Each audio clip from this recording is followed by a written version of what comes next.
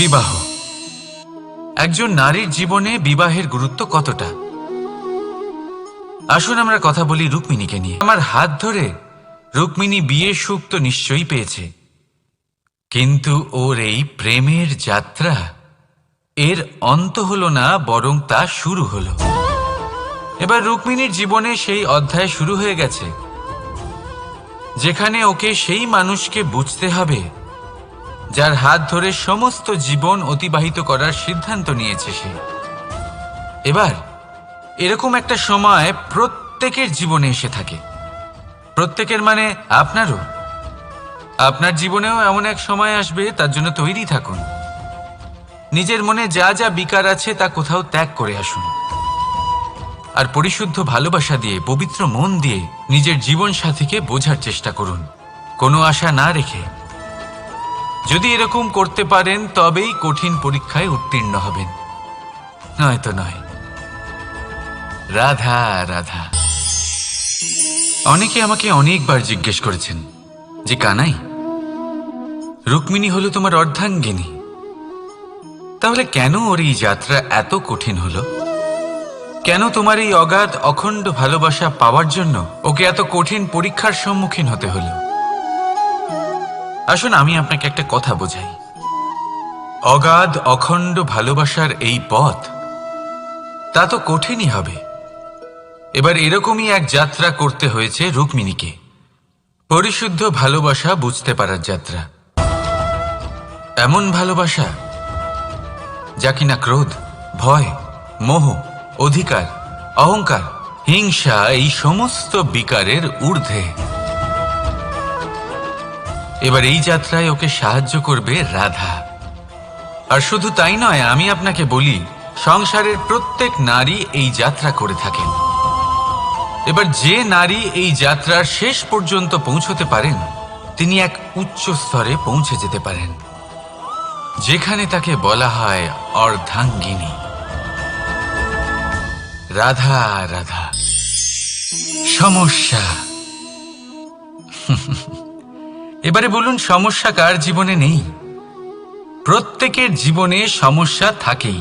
হ্যাঁ ঠিক আছে, জীবন আছে যখন, তখন সময়ের সাথে সমস্যাও আসবে, কিন্তু প্রত্যেক সমস্যাই কি সময়ই নিয়ে আসে?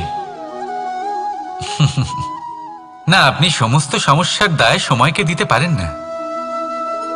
বেশিরভাগ সমস্যা তো এমন হয়ে থাকে যাদের আমরা নিজেরাই ডেকে আনি। হে সমস্যা, এসো, আমি তোমার জন্য অপেক্ষা করছি। কিভাবে? এবার এটা নির্ভর করছে আপনার হ্যাঁ বা না এর ওপরে। বেশিরভাগ সমস্যাই এই জন্য আসে যেহেতু আমরা বারবার হ্যাঁ বলতে থাকি, আর বেশিরভাগ সমস্যা এই জন্যই আসে যেহেতু আমরা সঠিক সময় না বলতে পারি না। সেই জন্য না ভেবে চিন্তে কোনো কথা বা কোনো প্রস্তাবের সমর্থন করলে তা আপনাকে খুব বড় বিপদে ফেলে দিতে পারে। সেইখানেই কখনো না না বলতে পারা তা আপনাকে তার থেকেও বড় বিপদে ফেলে দিতে পারে। তাই মনে রাখবেন এই অত্যন্ত জরুরি শিক্ষা, সব সময় খুব ভেবে চিন্তেই হ্যাঁ বলবেন, আর দৃঢ়তার সাথে না বলবেন। আর বিশ্বাস করুন, আপনার জীবন অত্যন্ত সুখময় হয়ে যাবে। তাহলে আসুন আমার সাথে ভালোবেসে বলুন, রাধা রাধা। সাফল্য। সাফল্য এই পৃথিবীতে কে না পেতে চান? প্রত্যেক মানুষ চান যেন সাফল্য নিজে এসে তার কাছে ধরা দেয়। এবার সাফল্য তাদের কাছে এসে ধরা দেয় যারা নিজের পা ধরাতলে রেখে চলেন, যারা স্বপ্নের জগতে বিচরণ না করে বাস্তবের মাটিতে পা রেখে চলেন, এবং তাও দৃঢ়তার সাথে। সাফল্য তারা পান না যারা বাড়িতে বসে বসে শুধু স্বপ্ন দেখেন। সাফল্য নিজে থেকে তাদের কাছেই আসে যারা নিরন্তর চেষ্টা করেন, যারা পরিশ্রম করেন আর নিজের এই জীবনকে অন্যের কাছে সফল করে দেখান। তাহলে সিদ্ধান্ত হলো আপনার। সফল সবাই হতে চান, স্বপ্ন সবাই সার্থক করতে চান। স্বপ্ন তখনই সার্থক হয় যখন পরিশ্রম করবেন, আর সাফল্য তখনই আপনার সাথে থাকবে যতক্ষণ আপনি বিনম্র থাকবেন। তাহলে আসুন আমার সাথে ভালোবেসে বলুন, রাধা রাধা। এই পুষ্প দেখতে পাচ্ছেন আপনি? কি সুন্দর এই পুষ্প। সবাই চায় এরকম কোনো এক পুষ্প সে নিজের করে নেবে, নিজের কাছে রাখবে।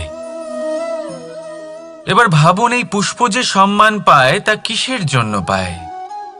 শুধু কি তাকে সুন্দর দেখতে বলে? আসুন আপনাকে একটা কথা বোঝাই। এই ফুল যখন গাছে থাকে তখন এই রূপ আমাদের আকর্ষণ করে। এই ফুল দিয়ে যদি আপনি মালা বানান, কোনো মূর্তিতে দেন, তাহলে তা সম্মানের নিদর্শন হয়। এবার এই ফুলই যদি আপনি বিছানাতে ছড়িয়ে দেন, তাহলে সেই দৃশ্য দেখে সেই সুবাসে আপনার মন পুলকিত হয়ে ওঠে। কিন্তু ভাবুন, এই পুষ্পই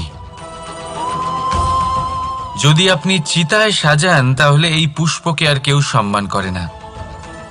এ কিরকম কথা? সেই একই পুষ্প এক পরিস্থিতিতে সম্মান পাচ্ছে, এক পরিস্থিতিতে নয়। কেন? কারণ এতেই লুকিয়ে রয়েছে একটা গুরুত্বপূর্ণ শিক্ষা। এর সারমর্ম হলো এটাই যে এই সম্মান ব্যক্তি বা বস্তুকে করা হয় না, সম্মান করা হয় সময় এবং পরিস্থিতিকে। এবার এই যে সময়, তা কখনোই আমাদের বশে থাকে না।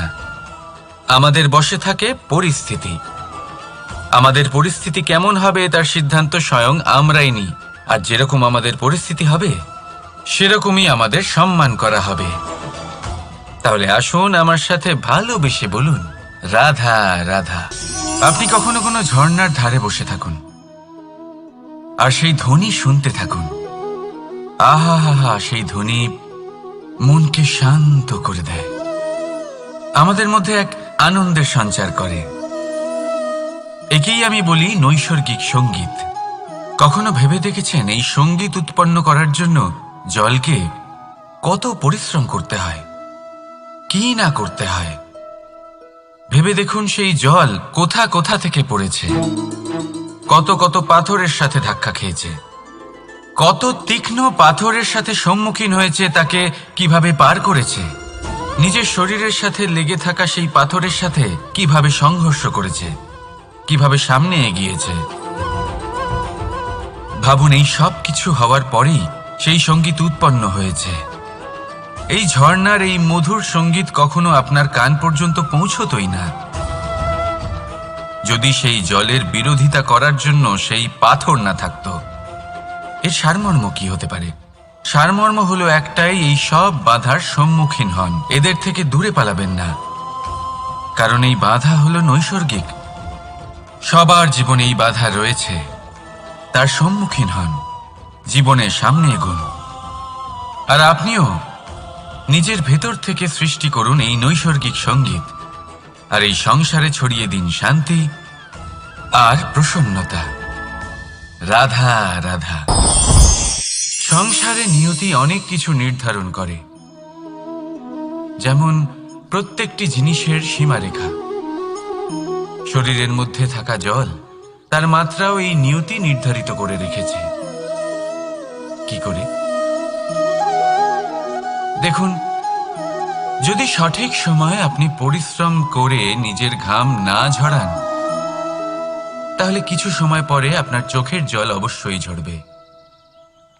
কারণ সবকিছু যদি ভাগ্যের জোরে পেয়ে যাওয়া যায়, তাকে কর্মের দ্বারা সামলে রাখতে হয়। যদি পরিশ্রম করতে থাকেন, তাহলে যা পেয়েছেন তা সামলে রাখতে পারবেন, আর যা যা আপনি পেতে চান তা অবশ্যই পাবেন। কিন্তু যদি পরিশ্রমের থেকে দূরে থাকেন, তাহলে যা পেয়েছেন তা তো হারিয়ে ফেলবেনই, আর যা পেতে চান তার তো কোনো প্রশ্নই ওঠে না, আর বয়ে যাবে শুধুমাত্র অশ্রু। এবার সিদ্ধান্ত আপনার। কি ঝরাতে চাইবেন আপনি? ঘাম নাকি অশ্রু? রাধা রাধা। এই জীবনে মানুষ শুধু তিনটি জিনিসের পেছনে ছোটে: ছায়া অর্থাৎ সঙ্গী সম্মান, কায়া অর্থাৎ সুন্দর বলিষ্ঠ শরীর, আর তৃতীয় হল মায়া অর্থাৎ ঐশ্বর্য। এবার অবাক করার মতো বিষয় হলো, সময় এলে পরে এই তিনটি বস্তুই সবার আগে আপনাকে ত্যাগ করে। অন্ধকারে ছায়া আপনাকে ত্যাগ করে, বার্ধক্যে কায়া আপনাকে ত্যাগ করে, আর অন্তিম সময়ে মায়াও আপনাকে ত্যাগ করে। এগুলো কিছুই কাজে আসে না যার পেছনে আপনি সারা জীবন দৌড়েই যাচ্ছিলেন। যদি কিছু কাজে লাগে তা হলো আপনার প্রেমপূর্ণ ব্যবহার যা আপনি সংসারকে দিয়েছেন। এ হলো সেই প্রেম যা অন্ধকারে প্রদীপ হয়ে আপনাকে আলো দেবে। এ হলো সেই প্রেম যা বার্ধক্যে হাত রূপে আপনাকে শক্তি দেবে, সহায়তা করবে। আর যখন আপনার কাছে অর্থ থাকবে না, তখন এই প্রেমই আপনাকে সামর্থ্য যোগাবে। জীবনে যদি কিছু উপার্জন করতে চান তাহলে শুধু প্রেম উপার্জন করুন। যদি আপনিও আমার মতো দূরের কথা ভাবতে চান তাহলে শুধুমাত্র প্রেম উপার্জন করুন। আর এখন এই প্রেম ভাব নিয়েই বলুন, রাধা রাধা। কখনো প্রদীপ জ্বালাতে গিয়ে আপনার হাত পুড়ে গেছে? একবার মনে করে দেখুন সেই অনুভূতি। এক্ষুনি মনের মধ্যে যন্ত্রণার এক অনুভূতি বয়ে যাবে। কখনো হাঁটতে হাঁটতে পায়ে কাঁটা ফুটে গেছে? মনে করুন, এক্ষুনি মনের মধ্যে যন্ত্রণার এক অনুভূতি বয়ে যাবে। এরকম কেন হয়ে থাকে? কষ্ট তো শুধু তখন হয়েছিল, কিন্তু যদি আজ মনে করেন তাহলে সেই যন্ত্রণা আপনার মনে মাথায় থেকেই যায়। এরকম কেন হয়ে থাকে যে জীবনে যখনই আমরা যন্ত্রণার অনুভব করি তারপর আমরা সেই যন্ত্রণা নিজের সাথে বহন করে নিয়ে চলি? কারণ হলো একটাই, চিন্তা। কোনো যন্ত্রণাই এতটা কষ্ট আমাদের দেয় না যতটা কষ্ট এই চিন্তা দেয়।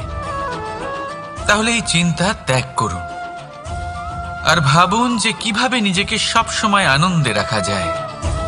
আর অতীতকাল এবং ভবিষ্যতের চিন্তা ছেড়ে দিন, এই বিষয়ে ভাবাই ছেড়ে দিন।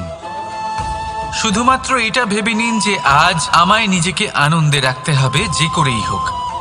এটা করা শুরু করে দিন। তারপর আপনি দেখবেন আপনার কাল, পরশু, পরের সপ্তাহ, সমস্ত মাস, সমস্ত বছর, পরের বছর, সম্পূর্ণ জীবন আপনি শুধুমাত্র প্রসন্নতাই পাবেন। এবার আসুন এই প্রসন্নতার সাথেই বলুন, রাধা রাধা। কখনো ভেবে দেখেছেন আমরা জিহ্বার সাথে সাথে কান কেন পেয়েছি? এবার আপনি বলবেন এ তো সহজ কথা, যাতে আমরা কথা বলার সাথে সাথে শুনতেও শিখি। এবারের আরো একটা গুরুত্ব আছে। আগে আমাকে বলুন, নিজের প্রশংসা শুনতে কার না ভালো লাগে? সবারই ভালো লাগে। এটাই হলো মূল কথা। যদি এই কান দিয়ে আপনি নিজের প্রশংসা শুনতে চান তাহলে সর্বপ্রথম এই জিহ্বা দিয়ে অন্যের প্রশংসা করতে শিখুন। এবার প্রশংসার বিষয়ে একটা অত্যন্ত গুরুত্বপূর্ণ কথা আপনাদের বলি। কখনো যদি কারোর প্রশংসা আপনি করেন তাহলে সবার আগে সেই ব্যক্তির উৎসাহ বেড়ে যায়। আর তারপর নিজে যদি ভেবে দেখেন তাহলে নিজের মনেও সন্তুষ্টি আর প্রশান্তি চলে আসে।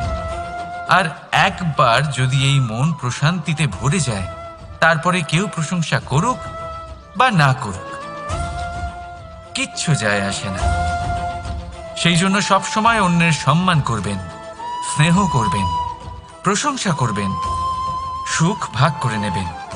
যার মধ্যে যেটা ভালো আছে তা বলুন, তাকে মনে করান তিনিও ভালো, তার উৎসাহ বাড়িয়ে তুলুন। তিনি জীবনে সামনে এগোবেন আর এই ব্রহ্মাণ্ড আপনাকে কখনো পিছিয়ে থাকতে দেবে না। রাধা রাধা। সত্য এবং অসত্য দুটোর মধ্যে পার্থক্য কি আছে? পার্থক্য হলো অ অক্ষরটার। এবার অ দিয়ে হতে পারে আরম্ভ, অ দিয়ে হতে পারে অন্ত। সত্য হলো সেটা যেখানে সমস্ত পথের আরম্ভ হয়, অসত্য সেটা যেখানে সমস্ত পথের শেষ হয়। এবার এরা চলতে হয়তো পারে না, কিন্তু তাও ছাপ রেখেই যায়। সত্য সেই ছাপ রেখে যায় যা একটা উজ্জ্বল উৎকৃষ্ট উদাহরণ হতে পারে, আর অসত্য সেই উদাহরণ তৈরি করে যা একটা কলঙ্কিত ইতিহাস তৈরি করে। এখন আপনি আগামী সময়ের জন্য কেমন ছাপ রেখে যাবেন, এই সিদ্ধান্ত পুরোপুরি আপনার। রাধা রাধা। চলুন একটা প্রশ্ন করি।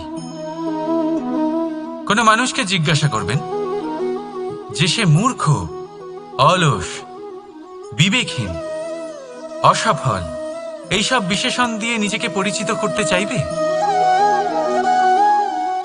না। কাউকে জিজ্ঞাসা করুন আপনি কি মূর্খ? না। আপনি কি অসফল হয়েছেন? না। আপনি কি বিবেকহীন? না। এবার বলুন আপনি জীবনে মূর্খ ও বিবেকহীন হবার জন্য কোনো ভালো পরিকল্পনা বানিয়েছেন? উত্তর পাবেন না। কারণ কোনো পরিকল্পনা বানানো হয় না যাতে আপনি মূর্খ বা অসফল হন। মানুষ মূর্খ বা অসফল তখন হন যখন কোনো পরিকল্পনাই থাকে না। দেখুন, একটাই ছোট জীবন, তাকে স্থির করুন যাতে অনেক বেশি সংখ্যক মানুষকে আপনি জুড়ে রাখতে পারেন, অনেক বেশি শান্তি পেতে পারেন, অধিকতর সাফল্য লাভ করতে পারেন, বেশিরভাগ মানুষের পথপ্রদর্শক হয়ে তাদের মঙ্গল করতে পারেন। অসফল হয়ে বাড়িতে বসে থাকার চেয়ে ভালো হলো যে আপনি একটা পরিকল্পনা করে অসফল হন, কারণ তখন আপনার কাছে আরও একটা বিকল্প থাকবে, একটা নতুন পরিকল্পনা বানানোর, তাকে সার্থক করার। কারণ এমন কোনো পরিকল্পনা তো অবশ্যই থাকবে যা আপনাকে আপনার লক্ষ্যে পৌঁছে দেবে, তাই তো? রাধা রাধা। সূর্য কারোর জন্য হলেন শক্তিদাতা ঈশ্বর, আবার কোনো প্যাঁচার জন্য হলো চোখ বন্ধ করে দেওয়ার মতো তীব্র আলো। নদী কারোর জন্য হলো তৃষ্ণা মেটানোর স্রোত, আবার কারোর জন্য বন্যারূপী বিনাশকারী আশঙ্কা। সাগর কারোর জন্য হলো নোনা জলের ভাণ্ডার, আবার কারোর জন্য অগন্তি প্রাণী জগতের সম্ভার। প্রশ্ন হলো, প্রত্যেক ব্যক্তির জন্য প্রত্যেক অনুভূতি বা বস্তুর সারমর্ম আলাদা কেন হয়ে থাকে? যা কারোর জন্য হলো বিষ, তা অন্য কারোর জন্য অমৃত কেন? যা কারোর জন্য অমৃত, তা অন্যের জন্য বিষ কেন? উত্তর বড়ই সোজা। আমরা বস্তু বা অনুভূতিগুলিকে সেভাবে দেখি না যেরকম তা হয়ে থাকে। আমরা বস্তু বা অনুভূতিকে সেভাবে দেখি যেরকম আমরা হয়ে থাকি। এবার এর উপায় কি হতে পারে? নিজেকে পরিশুদ্ধ করুন, সব কিছুই শুদ্ধ হবে। রাধা রাধা। প্রেম, ঘৃণা, এই দুই হলো একই শব্দ। কিভাবে? দেখুন না, দুটোতেই আড়াই অক্ষর রয়েছে। দুটোই হলো সেই অনুভূতি যা আমাদের মনের সাথে জড়িত, আর এই দুই অনুভূতির সাথেই জড়িত মানুষ আমাদের জন্য গুরুত্বপূর্ণ। পার্থক্য শুধু এটাই যে প্রেম পায় সম্মান আর ঘৃণাকে করা হয় অবজ্ঞা। এরকম কেন? কারণ প্রেম হলো সেই অনুভূতি যেখানে মানুষ সব কিছু দিয়ে দিতে চায়, সব কিছু লুটিয়ে দিতে চায়। সেখানে ঘৃণা হলো এমন অনুভূতি যেখানে মানুষ সব কিছু কেড়ে নিতে চায়, সব কিছু জিতে নিতে চায়। তাও প্রেমের অনুভূতি কখনো আপনাকে হারতে দেয় না, আর ঘৃণার অনুভূতি কখনো আপনাকে জিততে দেয় না। এবার কি করবেন আপনি? একটাই জীবন, ঘৃণার সাথে বাঁচবেন নাকি প্রেমের সাথে? আমি তো প্রেমকেই চয়ন করব। রাধা রাধা।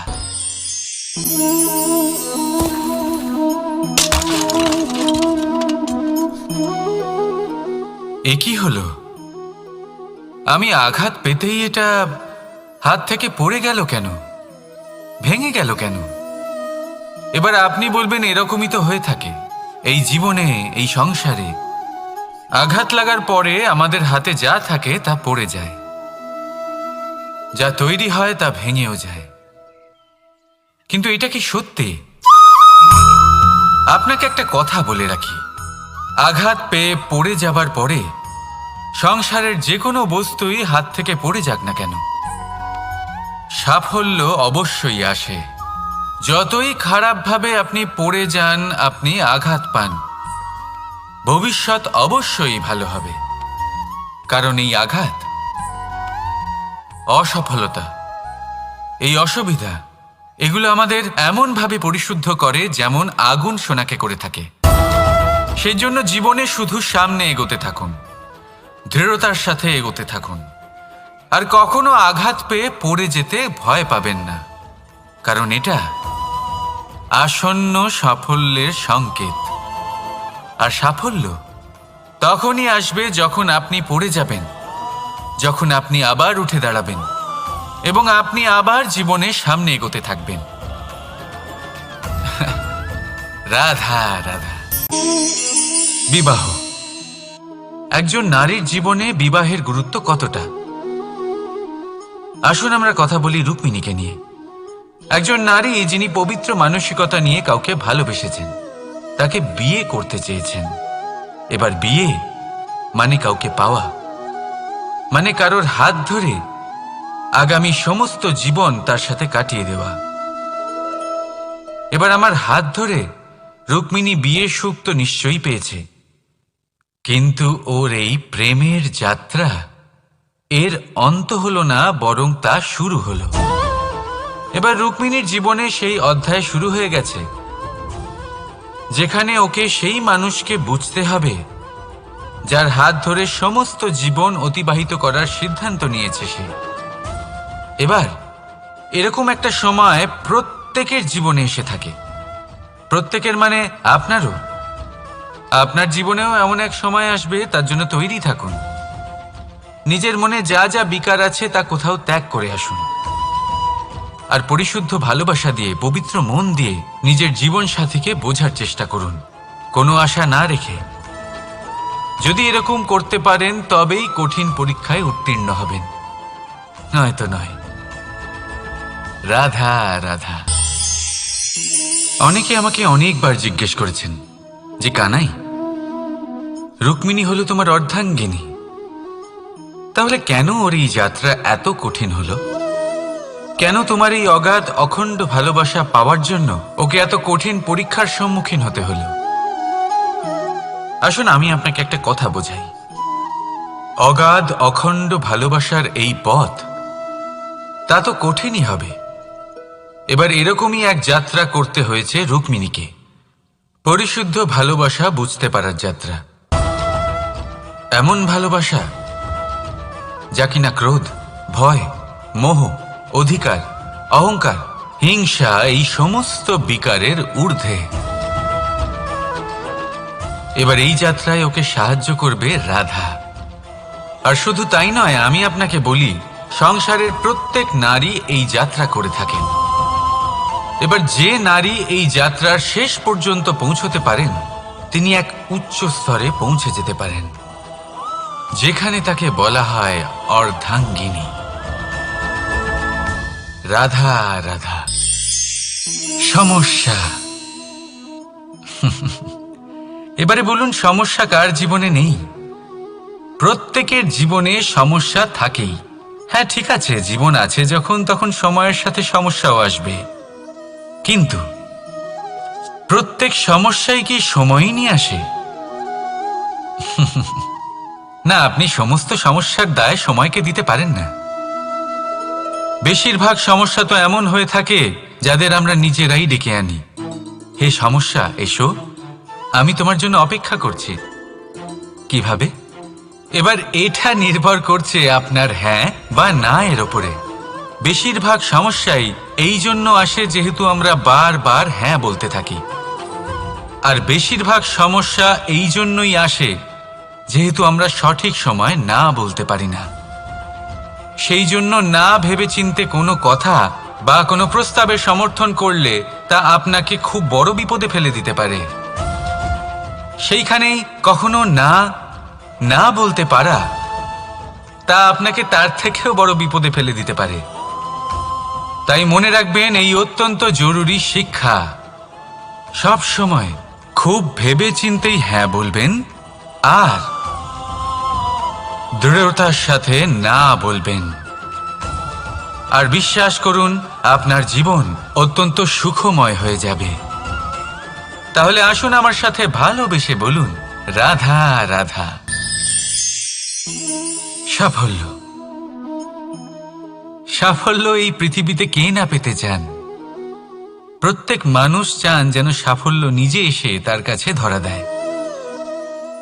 এবার সাফল্য তাদের কাছে এসে ধরা দেয় যারা নিজের পা ধরাতলে রেখে চলেন, যারা স্বপ্নের জগতে বিচরণ না করে বাস্তবের মাটিতে পা রেখে চলেন এবং তাও দৃঢ়তার সাথে। সাফল্য তারা পান না যারা বাড়িতে বসে বসে শুধু স্বপ্ন দেখেন। সাফল্য নিজে থেকে তাদের কাছেই আসে যারা নিরন্তর চেষ্টা করেন, যারা পরিশ্রম করেন আর নিজের এই জীবনকে অন্যের কাছে সফল করে দেখান। তাহলে সিদ্ধান্ত হলো আপনার। সফল সবাই হতে চান, স্বপ্ন সবাই সার্থক করতে চান। স্বপ্ন তখনই সার্থক হয় যখন পরিশ্রম করবেন, আর সাফল্য তখনই আপনার সাথে থাকবে যতক্ষণ আপনি বিনম্র থাকবেন। তাহলে আসুন আমার সাথে ভালোবেসে বলুন, রাধা রাধা। এই পুষ্প দেখতে পাচ্ছেন আপনি? কি সুন্দর এই পুষ্প। সবাই চায় এরকম কোনো এক পুষ্প সে নিজের করে নেবে, নিজের কাছে রাখবে। এবার ভাবুন, এই পুষ্প যে সম্মান পায় তা কিসের জন্য পায়? শুধু কি তাকে সুন্দর দেখতে বলে? আসুন আপনাকে একটা কথা বোঝাই।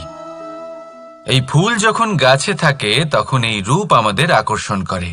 এই ফুল দিয়ে যদি আপনি মালা বানান, কোনো মূর্তিতে দেন, তাহলে তা সম্মানের নিদর্শন হয়। এবার এই ফুলই যদি আপনি বিছানাতে ছড়িয়ে দেন, তাহলে সেই দৃশ্য দেখে সেই সুবাসে আপনার মন পুলকিত হয়ে ওঠে। কিন্তু ভাবুন, এই পুষ্পই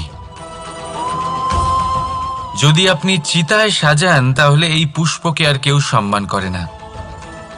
একই রকম কথা, সেই একই পুষ্প এক পরিস্থিতিতে সম্মান পাচ্ছে, এক পরিস্থিতিতে নয়।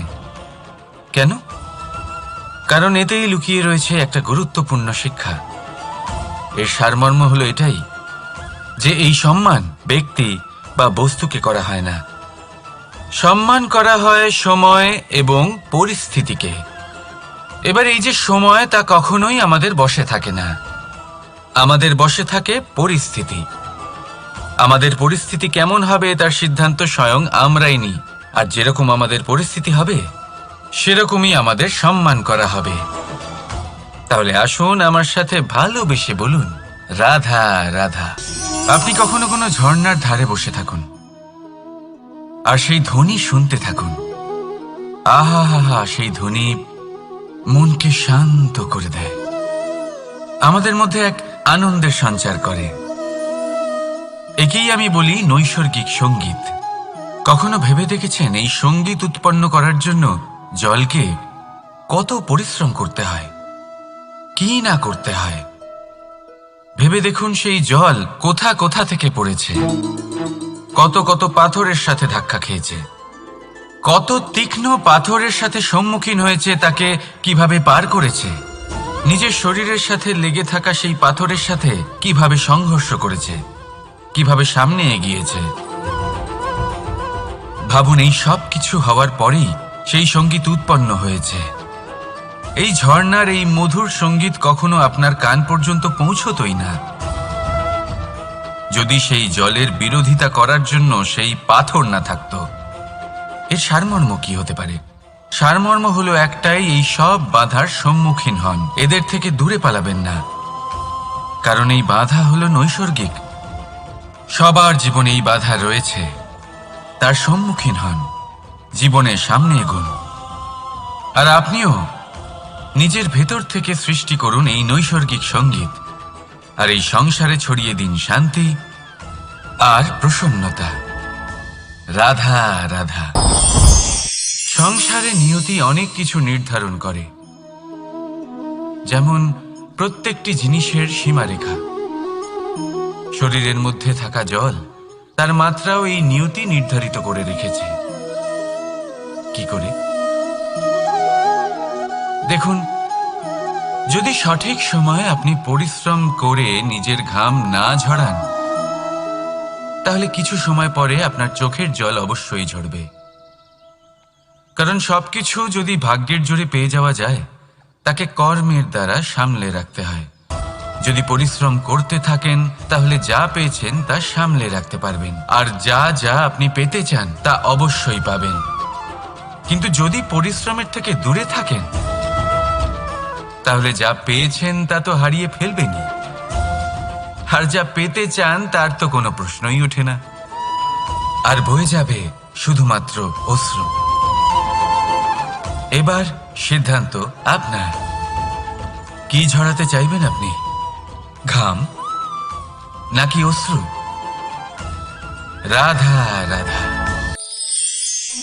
এই জীবনে মানুষ শুধু তিনটি জিনিসের পেছনে ছোটে: ছায়া অর্থাৎ সঙ্গী সম্মান, কায়া অর্থাৎ সুন্দর বলিষ্ঠ শরীর, আর তৃতীয় হল মায়া অর্থাৎ ঐশ্বর্য। এবার অবাক করার মতো বিষয় হলো, সময় এলে পরে এই তিনটি বস্তুই সবার আগে আপনাকে ত্যাগ করে। অন্ধকারে ছায়া আপনাকে ত্যাগ করে, বার্ধক্যে কায়া আপনাকে ত্যাগ করে, আর অন্তিম সময়ে মায়াও আপনাকে ত্যাগ করে। এগুলো কিছুই কাজে আসে না যার পেছনে আপনি সারা জীবন দৌড়েই যাচ্ছিলেন। যদি কিছু কাজে লাগে, তা হলো আপনার প্রেমপূর্ণ ব্যবহার যা আপনি সংসারকে দিয়েছেন। এ হলো সেই প্রেম যা অন্ধকারে প্রদীপ হয়ে আপনাকে আলো দেবে। এ হলো সেই প্রেম যা বার্ধক্যে হাত রূপে আপনাকে শক্তি দেবে, সহায়তা করবে। আর যখন আপনার কাছে অর্থ থাকবে না, তখন এই প্রেমই আপনাকে সামর্থ্য যোগাবে। জীবনে যদি কিছু উপার্জন করতে চান, তাহলে শুধু প্রেম উপার্জন করুন। যদি আপনিও আমার মতো দূরের কথা ভাবতে চান, তাহলে শুধুমাত্র প্রেম উপার্জন করুন। আর এখন এই প্রেম ভাব নিয়েই বলুন, রাধা রাধা। কখনো প্রদীপ জ্বালাতে গিয়ে আপনার হাত পুড়ে গেছে? একবার মনে করে দেখুন সেই অনুভূতি। এক্ষুনি মনের মধ্যে যন্ত্রণার এক অনুভূতি বয়ে যাবে। কখনো হাঁটতে হাঁটতে পায়ে কাঁটা ফুটে গেছে? মনে করুন, এক্ষুনি মনের মধ্যে যন্ত্রণার এক অনুভূতি বয়ে যাবে। এরকম কেন হয়ে থাকে? কষ্ট তো শুধু তখন হয়েছিল, কিন্তু যদি আজ মনে করেন তাহলে সেই যন্ত্রণা আপনার মনে মাথায় থেকেই যায়।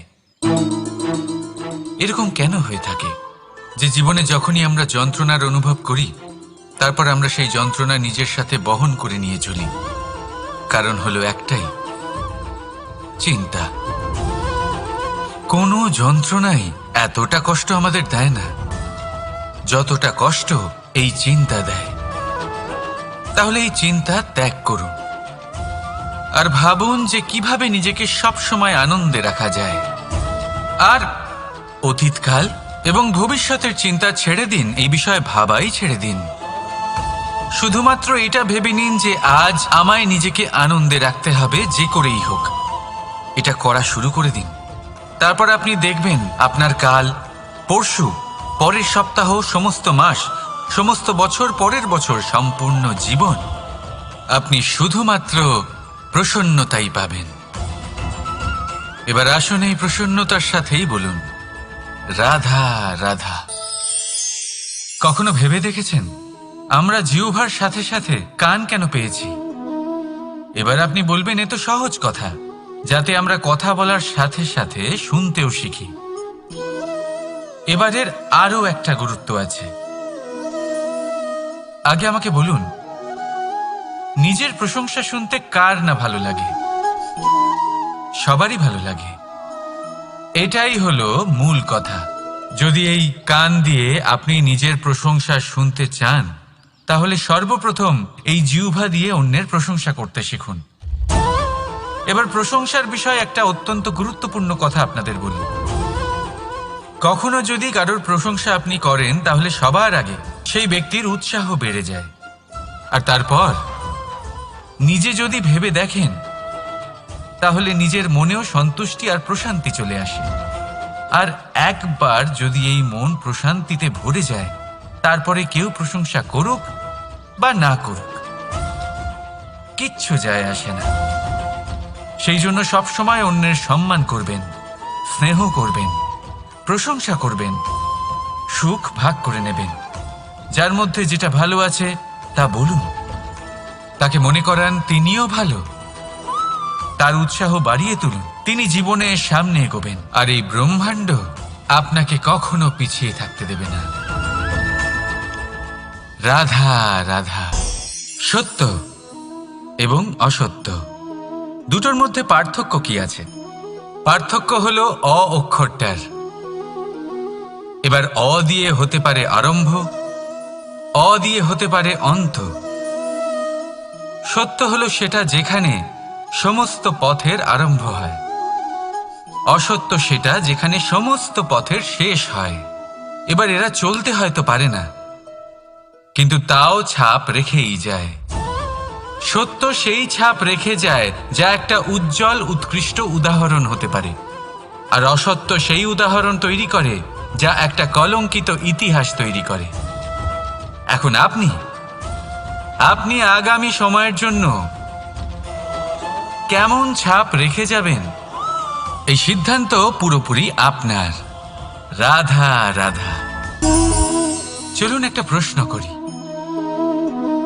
কোনো মানুষকে জিজ্ঞাসা করবেন যে সে মূর্খ, অলস, বিবেকহীন, অসফল এইসব বিশেষণ দিয়ে নিজেকে পরিচিত করতে চাইবে? না। কাউকে জিজ্ঞাসা করুন আপনি কি মূর্খ? না। আপনি কি অসফল হয়েছেন? না। আপনি কি বিবেকহীন? না। এবার বলুন, আপনি জীবনে মূর্খ ও বিবেকহীন হবার জন্য কোনো ভালো পরিকল্পনা বানিয়েছেন? উত্তর পাবেন না। কারণ কোনো পরিকল্পনা বানানো হয় না যাতে আপনি মূর্খ বা অসফল হন। মানুষ মূর্খ বা অসফল তখন হন যখন কোনো পরিকল্পনাই থাকে না। দেখুন, একটাই ছোট জীবন, তাকে স্থির করুন যাতে অনেক বেশি সংখ্যক মানুষকে আপনি জুড়ে রাখতে পারেন, অনেক বেশি শান্তি পেতে পারেন, অধিকতর সাফল্য লাভ করতে পারেন, বেশিরভাগ মানুষের পথপ্রদর্শক হয়ে তাদের মঙ্গল করতে পারেন। অসফল হয়ে বাড়িতে বসে থাকার চেয়ে ভালো হলো যে আপনি একটা পরিকল্পনা করে অসফল হন, কারণ তখন আপনার কাছে আরও একটা বিকল্প থাকবে, একটা নতুন পরিকল্পনা বানানোর, তাকে সার্থক করার। কারণ এমন কোনো পরিকল্পনা তো অবশ্যই থাকবে যা আপনাকে আপনার লক্ষ্যে পৌঁছে দেবে, তাই তো? রাধা রাধা। সূর্য কারোর জন্য হলেন শক্তিদাতা ঈশ্বর, আবার কোনো প্যাঁচার জন্য হলো চোখ বন্ধ করে দেওয়ার মতো তীব্র আলো। নদী কারোর জন্য হলো তৃষ্ণা মেটানোর স্রোত, আবার কারোর জন্য বন্যারূপী বিনাশকারী আশঙ্কা।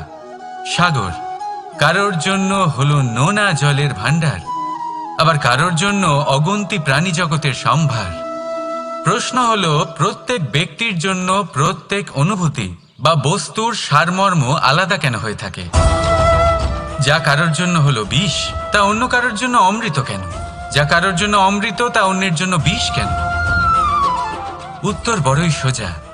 আমরা বস্তু বা অনুভূতিগুলিকে সেভাবে দেখি না যেরকম তা হয়ে থাকে। আমরা বস্তু বা অনুভূতিকে সেভাবে দেখি যেরকম আমরা হয়ে থাকি। এবার এর উপায় কি হতে পারে? নিজেকে পরিশুদ্ধ করুন, সব কিছুই শুদ্ধ হবে।